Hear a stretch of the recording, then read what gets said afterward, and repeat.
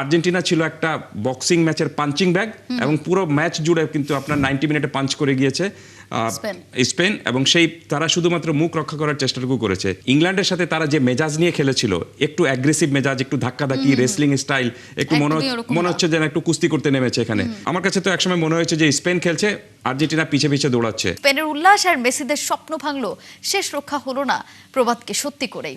দর্শক, আর্জেন্টিনা বনাম স্পেনের ফাইনাল ম্যাচ নিয়ে আমরা আলোচনা করব। আমাদের সঙ্গে স্টুডিওতে আছেন সিনিয়র ক্রীড়া সাংবাদিক MM কায়সার। যাচ্ছি তার কাছে।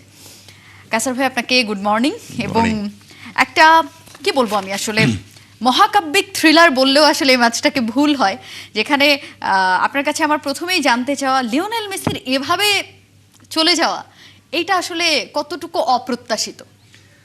কিছুটা তো অপ্রত্যাশিত অবশ্যই। কারণটা হলো যে পুরো টুর্নামেন্ট জুড়ে তিনি যেরকম ভাবে পারফরমেন্স করেছিলেন, দেখুন যে ম্যাচে তিনি গোল করেননি সেই ম্যাচে অ্যাসিস্ট করেছিলেন, অর্থাৎ দুইটা অ্যাসিস্ট ছিল। তার প্রভাবটা কিন্তু খুব ভালো ছিল।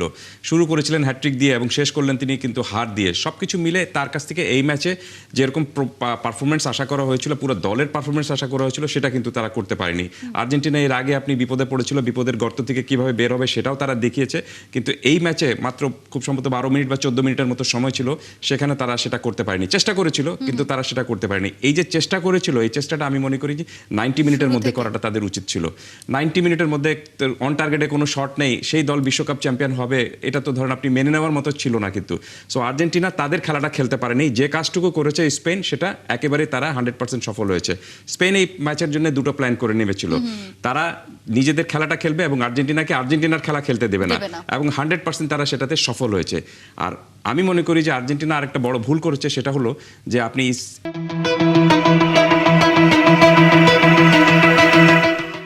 ইংল্যান্ডের সাথে তারা যে মেজাজ নিয়ে খেলেছিল, একটু অ্যাগ্রেসিভ মেজাজ, একটু ধাক্কাধাক্কি, রেসলিং স্টাইল, একটু মনে হচ্ছে যেন একটু কুস্তি করতে নেমেছে এখানে। তো এই কাজটা তাদের এদের সাথে করাটা উচিত হয়নি, এবং এটা করতে গিয়ে তারা যেটা করেছে, তারা আপনি মনোযোগটা হারিয়েছে, প্রচুর ফাউল করেছে। আপনি জেনে অবাক হবেন যে আপনি ফার্স্ট হাফে আর্জেন্টিনা মাত্র 8টা আপনার ফাইনাল থার্ডে বল পাস করেছে, মাত্র 8টা ফাইনাল থার্ডে বল পাস করেছে স্পেনের, অথচ ফাউল করেছে কটা জানেন? 9টা ফাউল করেছে। দ্যাট মিনস আপনি ফাউল বেশি করেছেন, কিন্তু আপনি গোলের জন্য যে সুযোগ তৈরি করতে হবে বা ফাইনাল থার্ডে যে বল পাস করতে হবে, সেটা আপনি কম করেছেন।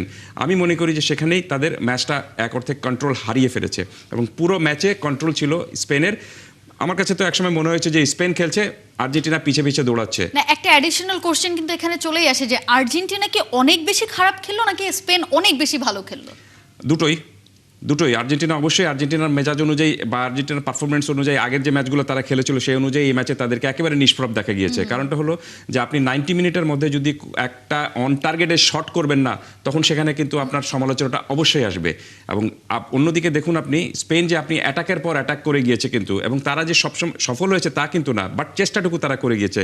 লামিনে ইয়ামালকে সেখান থেকে আপনি তাগলিফিয়া কিন্তু আপনি প্রচণ্ড বাধা দিয়েছিলেন, এবং তাকে কিন্তু অনেক ফাউলও করা হয়েছে, ধাক্কা খেয়েছেন, পড়ে গিয়েছেন, তারপরে তিনি চেষ্টাটুকু করে গিয়েছেন, থামেননি।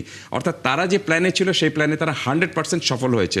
রদ্রি যা খেলেছেন তাকে তো বলাই হয়ে থাকে আপনি যে পুরো মেশিনের মতো খেলেছেন। আর আপনি মাঠের কোন জায়গায় তিনি ছিলেন না, এটা আপনি আমাকে বলেন। আমি তো তাকে দেখেছি যে আপনি সেন্ট্রাল ব্যাকের ভূমিকাও তিনি পালন করছেন, মিডফিল্ডেও তিনি রয়েছেন, অ্যাটাকিং পাসে বলও বাড়াচ্ছেন, সব জায়গায় তিনি কিন্তু রয়েছেন, পুরো মাঠে তিনি কিন্তু দৌড়ে বেরিয়েছেন। শুধু তিনি না, আপনি যতজন ছিলেন তাদের, সেই আপনার কুবার্সি থেকে শুরু করে, স্পেনের খেলার স্টাইলটাই এরকমভাবে তারা ফুল ব্যাক দিয়ে কিন্তু আপনার বিল্ড আপটা শুরু করে, তারা অ্যাটাকিং বিল্ড আপটা তারা শুরু করে কিন্তু আপনি 2 ফুল ব্যাক দিয়ে। আপনি দেখুন তারা যে যখন অ্যাটাকে গিয়েছে, তখন কিন্তু সিমেন গোলকিপার যে তিনি কিন্তু এসে দাঁড়িয়েছেন মাঝমাঠের কাছাকাছি। দ্যাট মিনস হাইল্যান্ড ডিফেন্স করছেন আপনি ফাইনালের মতো এই ম্যাচে। 2-1বার একটু বিট করার চেষ্টা করা হয়েছিল তাকে, কিন্তু সেই যে ট্রানজিকশনে যে আসার যে বিষয়টা আর্জেন্টিনার, সেটা তারা সেই পেসটুকু সামাল দিতে পারেনি। ম্যাক্সিমাম সময় তারা যেটা ছিল সেটা হলো যে তাদের নিজেদের দুর্গ সামাল দেওয়ার জন্য আটকে ছিল। আমি পুরো ফার্স্ট হাফ শুধু না, আমি পুরো 90 মিনিটটাকে এভাবে বর্ণনা করতে চাই যে আর্জেন্টিনা ছিল একটা বক্সিং ম্যাচের পাঞ্চিং ব্যাগ, এবং পুরো ম্যাচ জুড়ে কিন্তু আপনার 90 মিনিটে পাঞ্চ করে গিয়েছে স্পেন, এবং সেই তারা শুধুমাত্র মুখ রক্ষা করার চেষ্টাটুকু করেছে। সেই মুখ রক্ষাটা হয়েছে শুধুমাত্র আপনার এমিলিনো মার্তিনের কারণে।